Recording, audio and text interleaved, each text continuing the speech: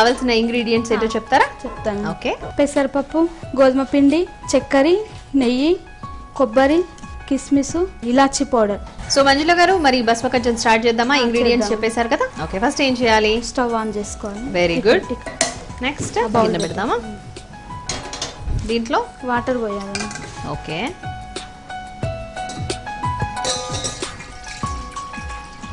గోధుమ పిండి మామూలుగా దాంట్లో కొంచెం నెయ్యి, కొంచెం సాల్ట్, ఓకే, ఒక 10 minutes నానబెట్టాలి. ఓకే. నానబెట్టిన తర్వాత ఇట్లా చిన్నగా చేసుకోవాలి దాన్ని. ఓ చిన్న చిన్న రొట్టెల్లా ఉన్నాయి కదా ఇవి. సో ఇలా చేసుకోవాలా? అలా ఓకే. గోధుమ పిండిలో కొంచెం నెయ్యి అలాగే ఉప్పు కలిపి ఇలా అంటే పూరీల పిండిలా గానీ చపాతీ పిండిలా గానీ కలిపి పెట్టుకోవాలి. ఎంతసేపు ముందు? 10 minutes. 10 minutes ముందు నానబెట్టి పెట్టుకోవాలి. ఇలా ఆ పిండి తర్వాత వాటిని ఇలా చిన్న చిన్న చపాతీలా, అసలు వీటిని చపాతీ అనొచ్చా, చిన్న చిన్న గింజల్లా ఉన్నాయి. సో అలా చేసుకోవాలి. నెక్స్ట్ ఇవి బాగా వేడెక్కిన తర్వాత బాయిల్ అవ్వాలి. ఇవి దాంట్లో వేసేయాలా? దాంట్లో వేసి. ఓకే. సో మరగనిద్దామా? ఈలోపు మీరు ఏం చేస్తూ ఉంటారు చెప్పండి? House wife. సో మీ వారు ఏం చేస్తూ ఉంటారు? బిజినెస్ అండి. మ్యారేజ్ ఎంతకాలం అయింది మీకు? 7 years అయింది. ఒక పిల్లల? ఇద్దరు, పాప బాబు. పాప బాబు. ఫస్ట్ పాప. ఫస్ట్ పాప. ఏం పేరు పాప పేరు? రమ్యశ్రీ. రమ్యశ్రీ. ఏం చదువుతుంది రమ్యశ్రీ? First class. బాబు UKG. శరణ్ తేజ. శరణ్ తేజ. మా పిల్లలతోనే గడిచిపోతుందేమో కదా, చిన్న పిల్లలే కాబట్టి వాళ్ళని స్కూల్ కి రెడీ చేయడం అదంతా అదే టైం సరిపోతుంది. సో ఒకవేళ ఫ్రీ టైం దొరికితే ఏం చేస్తారు? షాప్ ఉంది, షాప్ లో. అదే నా బిజినెస్ షాప్ మీ వారు చేసేది కూడా? ఓకే. ఏంటి ఏం షాప్? కిరాణా షాప్. ఓకే. సో ఇది మరిగిందేమో చూద్దామా? చూద్దాం. సరిపోతుందా? ఇంకొంచెం బాయిల్ అవ్వాలా? ఇంకొంచెం కావాలా? అదే సరిపోతుంది. ఈ వేడి సరిపోతుందా? ఓకే. సో ఇవన్నీ వేసేనా? అవన్నీ వేసి. సుమారు ఎంత పిండి తీసుకున్నారో? 1/2 kilo పిండి తీసుకున్నారా? ఒక బౌల్ పిండి సరిపోతుంది. జస్ట్ బౌల్ తీసుకుంటే సరిపోతుంది. సో ఇవన్నీ ముందే రెడీ చేసి పెట్టుకున్నారా? టైం ఎక్కువ స్పెండ్ అవుతుంది దానికి. ఓకే. ఓకే. సో నానాలి కాబట్టి కలపాలా? కలపద్దా? కలపాలండి కొంచెం. విడిపోవు కదా? విడిపోవండి. ఎక్కడ నేర్చుకున్నారు ఇది? మా అత్తయ్య నేర్పారు. మీ అత్తగారు నేర్పారా? ఓకే. మీదేంటి జాయింట్ ఫ్యామిలీనా? ఓకే. మీ అత్తగారు వాళ్ళు మీతోనే కలిసి ఉంటారా? మీ అత్తగారు మామగారా? మామయ్య చనిపోయారు. మీ ప్రాపర్ ఎక్కడ? ఇక్కడే మాది ప్రాపర్. మమ్మీ వాళ్ళది యాదగిరిగుట్ట, మాది ఇక్కడ. యాదగిరిగుట్టకు వెళ్తూ ఉంటారా మరి? వెళ్ళినప్పుడల్లా మీరు ఎప్పుడైనా టీచర్ జాబ్ చేశారా? లేదండి. అంటే క్వశ్చన్ టు ఆన్సర్ చెప్తుంటే పిల్లల్ని అడిగిన ఎక్స్పీరియన్స్ ఏమైనా ఉందేమో? ఏం లేదు కదా. సో మంచి మాట్లాడుకోవచ్చు అయితే మనం కదా. ఓకే. సో యాదగిరిగుట్టకు వెళ్తూ ఉంటారు. మీరు ఎంతమంది అక్క చెల్లెళ్ళు? అన్నయ్య, చెల్లె, నేను. మీరు 2 నెంబర్ 2. అన్నయ్య వాళ్ళు ఎక్కడ ఉంటారు? అన్నయ్య వాళ్ళు అక్కడే యాదగిరిగుట్టలో ఉంటారు. చెల్లికి పెళ్ళయిందా? చెల్లి వాళ్ళు మొన్న రీసెంట్లీ 1 year అయింది. వాళ్ళు ECL లో ఉంటారు. ఓకే. ఓకే. సో ఖాళీ టైం దొరికితే ఇంకా బిజినెస్ కిరాణా షాప్ తో గడిచిపోతుంది, పిల్లలతో గడిచిపోతుంది. పిల్లలు మంచి టేస్టీ ఐటమ్స్ కావాలి, రెసిపీస్ కావాలి అని అడిగినప్పుడు చేసి పెడుతూ ఉంటారు వాళ్ళ కోసం. స్వీట్ అంటే చాలా ఇష్టం మీ పిల్లలకి? మీకు?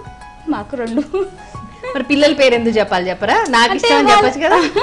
వాళ్ళకి ఫస్ట్ చేసిన తర్వాత మనం తింటాం అంతే. పిల్లల కోసం చేస్తాము, ఇంకా ఏదో మిగిలితే తిన్నాము. అబ్బా సరే. బాయిల్ అయిపోయాయి ఇవి చూడండి. స్పూన్ వరకు ఉడికినట్టేనా? చూడగానే తెలిసిపోయిందా ఉడికినట్టు?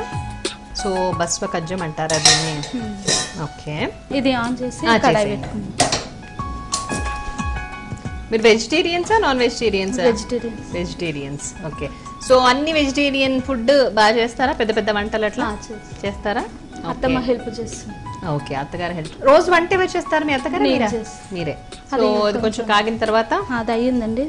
ఇది అయిపోయిందా? ఆఫ్ చేయనా? స్మాల్ లో పెట్టేసింది. ఓకే. ఇది దాంట్లోకి వేస్తాం. ఇది ఏంటి? పెసరపప్పు ఉడికించుకున్నారా?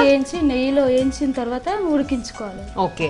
సో చూస్తున్నారు కదా, ఈ మిశ్రమం వచ్చేసి పెసరపప్పును ఫస్ట్ నెయ్యిలో వేయించుకున్న తర్వాత ఇలా చక్కగా ఉడికించుకుని మెత్తగా పేస్ట్ లాగా చేసుకోవాలి. సో ఈ పేస్ట్ ని ఇప్పుడు మనం గోధుమ పిండి చిన్న చపాతీలు ఉడుకుతున్నాయి కదా దాంట్లో వేసేయాలి. దీంట్లో ఇంకేమైనా యాడ్ చేశారా? ఓన్లీ నెయ్యేనా? నెయ్యి ఒకటేనండి. ఓకే. కొంచెం అప్పుడు మరి కొంచెం లూజ్ గా చేసుకోవచ్చు కదా, ఇలా గట్టిగా మామూలుగా అదే లూజ్ చేసినాం, కాకపోతే చల్లారింది కదా. ఓహో, గట్టిగా అయిపోతుందేమో. ఎక్కడి వరకు చదువుకున్నారు మీరు? ఇంటర్ కంప్లీట్ అండి. ఓకే, తర్వాత చదువుకుందాం అనుకున్నారా మరి? ఓపెన్ డిగ్రీ చేస్తున్నాం. ఓ వెరీ గుడ్. ఇంటర్ అయిపోగానే పెళ్ళైపోయిందా? 1 ఇయర్ గ్యాప్ వచ్చింది, తర్వాత ఓపెన్. ఓకే, మీ చుట్టాలేనా మీ వారి వాళ్ళు? దూరం చుట్టాలు. బావ వరుస అవుతారా? సో బావా బావా అని పిలుస్తారా? లేదండి. ఏమని పిలుస్తారా? ఏమండి అంటే.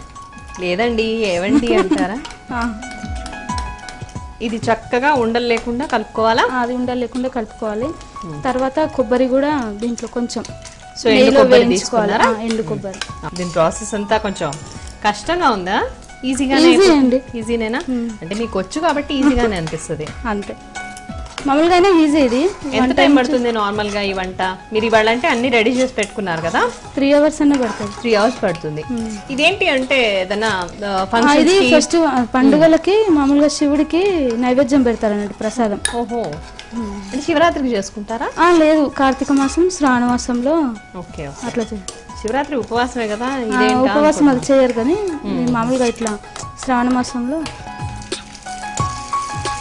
సో అన్ని డ్రై ఫ్రూట్స్ మీరేంటి విడివిడిగా వేయిస్తున్నారు? వేయించకుండా కలిపి వేయించాలి, ఎందుకంటే ఒకటి తొందరగా వేగుతుంది, ఒకటి నెమ్మదిగా వేగుతుంది. ఓకే, ఆఫ్ చేయాల్సింది కదా? ఇంకున్నాయండి. ఈ వేడి సరిపోతుందేమో అనిపిస్తుంది, నల్లగా అయిపోతుంది కదా? ఇవాళ ఫుల్ ఫ్లెడ్జ్డ్ గా నేను వంట చేస్తున్నా. నెక్స్ట్ ఏంటి? అందులో పంచదార వేయాలి కొంచెం. ఓకే, స్పూన్ ఇవ్వరా.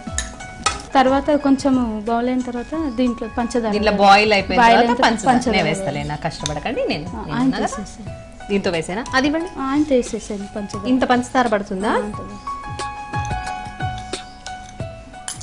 కలుపుతా. ఓకే, ఇదేంటి కొంచెం అంటే అరిసెల్లాగా ఒత్తుకోవడం లాగా? లేదు, అంతే. ఇంకా అది స్వీట్. ఓ ఇంతేనా? అయిపోయింది, నేనే చేసేసా. దాంట్లో డ్రై ఫ్రూట్స్ వేస్తారా? కొంచెం నెయ్యి వేసి డ్రై ఫ్రూట్స్ వేసాను లాస్ట్. బస్వ కజ్జం రెడీ. నేను అంటాను మంజుల గారు మీరు టేస్ట్ చేయండి. ఓకే, సో కొంచెం నెయ్యి నేను వేస్తా. చాలా ఏదున్నా నాకు ఇచ్చేయండి. ఇంకా దీంట్లో వేసేది ఇది యాలకుల పొడి, స్పూన్ పొడి. మంచి ఇంకొంచెం పొడి చేస్తే బాగుండేదేమో కదా? అది కలిపేసిన తర్వాత ఒక 2 minutes ఆగి డ్రై ఫ్రూట్స్ వేసేది. ఓకే, మా అత్తగారన్నా నాతో ఇంత పని చేయించలేదు. మీరు చూడండి వాళ్ళు ఎంత పని చేయిస్తున్నారు అసలు. సో మూత పెడదామా కాసేపు? నెక్స్ట్ ఇది కొబ్బరి దాంట్లో వేయించుకున్నాం కదా నేతిలో, అది వేసేది. ఓకే, సో ఇది అడుగంటకుండా ఉండడం కోసం ఊరికే కొంచెం కలుపుతూ ఉండాలి. సో చక్కగా కలియబెడుతూ అలా సర్వింగ్ బౌల్. ఇది హాట్ గా తింటే బాగుంటుందా, కూల్ గా తింటే బాగుంటుందా? హాట్ గా తింటే కూడా బాగుంటుంది. ఓకే, ఇప్పుడైతే నేను నాకు హాట్ గానే తినాలి. నాకు ఎందుకో ఫ్రిడ్జ్ లో పెడితే బాగుంటుందేమో అనిపిస్తుంది. వేడి వేడి బస్వ కజ్జం రెడీ. టేస్ట్ చూసి చెప్పండి. సూపర్ వేడి ఉన్నట్టు తెలుస్తుంది నాకు కూడా. కొంచెం కింద పెట్టి తర్వాత చూస్తానే. సో వ్యూయర్స్ చూస్తున్నారు కదండి, మరి మంజుల గారు ప్రిపేర్ చేసిన బస్వ కజ్జం వేడి వేడిగా ఉంది. సో ఈ లోపు నేను మీకు ప్రాసెస్ చెప్తాను, అది చల్లారిపోతుంది. నోట్ చేసుకోండి బస్వ కజ్జం ఎలా తయారు చేయాలో. సో ఫస్ట్ బస్వ కజ్జం రెడీ చేయడానికి గోధుమ పిండిని, ఒక బౌల్ ఆఫ్ గోధుమ పిండిని తీసుకుని దాన్ని మెత్తగా చపాతీ పిండిలాగా తయారు చేసుకోవాలి. సో చపాతీ పిండిలాగా తయారు చేసుకోవాలి అంటే దాంట్లో కొద్దిగా సాల్ట్ అలాగే కొంచెం నెయ్యి వేసి మెత్తగా చేసి ఒక 10 minutes అలా నానబెట్టుకోవాలి. ఆ తర్వాత పెసరపప్పుని కొద్దిగా నేతిలో వేయించుకుని దాన్ని చక్కగా ఉడికించుకుని మెత్తగా ఒక పేస్ట్ లాగా రెడీ చేసి పెట్టుకోవాలి. తర్వాత స్టవ్ వెలిగించుకుని ఒక గిన్నె పెట్టి దాంట్లో నీళ్లు పోసి అవి మరిగేంత వరకు వెయిట్ చేసి మనం చేసుకున్న చిన్న చిన్న చపాతీల్ని, గోధుమ పిండిని 10 minutes నానబెట్టి పెట్టాం కదా, వాటితో చిన్న చిన్న చపాతీలు చేసి పెట్టుకోవాలి. ఆ చపాతీలన్నీ కూడా మరుగుతున్న నీళ్లలో వేసి కలపాలి. అవి బాగా బాయిల్ అయిన తర్వాత పెసరపప్పు మిశ్రమాన్ని కూడా ఆ నీళ్ల మిశ్రమంలో వేసి వీటన్నిటిని కూడా చక్కగా కలపాలి.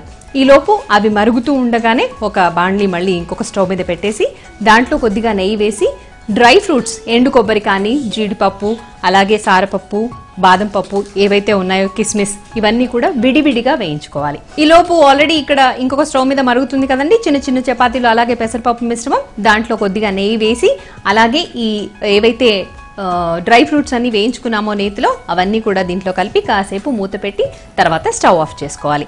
ఇంకొక సర్వింగ్ బౌల్ తీసుకుని దాంట్లో ఈ మిశ్రమాన్నంతా కూడా సర్వింగ్ బౌల్లోకి తీసుకుంటే మీకు బస్వ కజ్జం రెడీ అవుతుంది. సో మరి బస్వ కజ్జం ఇప్పుడు రెడీగా ఉంది. నేను దీన్ని టేస్ట్ చేస్తాను, ఎలా ఉందో చెప్తాను.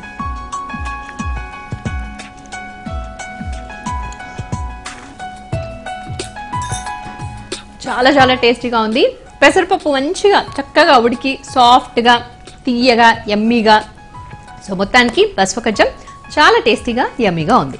మీరు కూడా మీ ఇంట్లో ట్రై చేయండి. మంజుల గారు చాలా చాలా యమ్మీగా ఉండే బస్వకజ్జం చక్కగా తయారు చేసి చూపించారు.